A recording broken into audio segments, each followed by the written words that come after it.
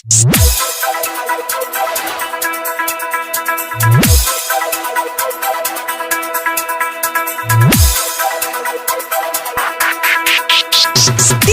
Manish Raksol.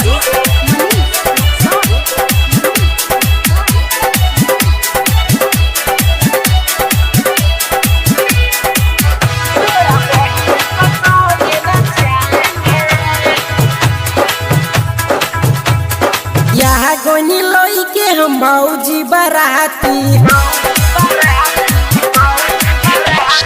होई सब सुनता हर मरदा के साथी।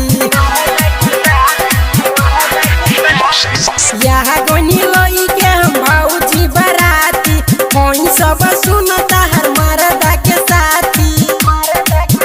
जवन दोगी नूना रोटी उहे खाएंगे, बाकी डीजे फुल साउंड में बजाएंगे, तोरा बहिनी को संगे नचाएंगे। हाँ हाँ डीजे फुल साउंड में बजाएंगे, तोरा बहिनी को संगे नचाएंगे।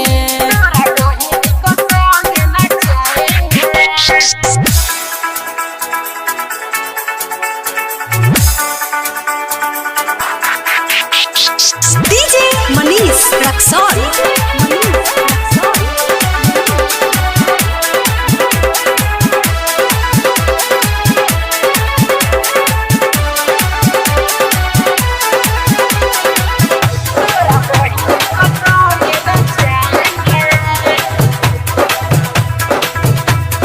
हई 16, 20, 25, 30 के समारदा नाची नाची आ जाता उड़ाई दे हम गरदा।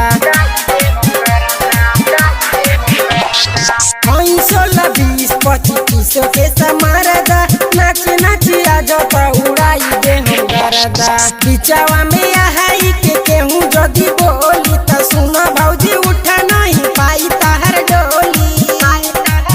अभी ना खोले हम भोले चल जाएंगे, बाकी डीजे फुल साउंड में बजाएंगे, तोरा बहिनी को संग नचाएंगे।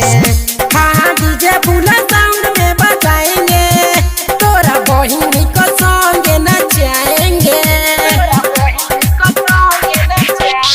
DJ Manish Raksol.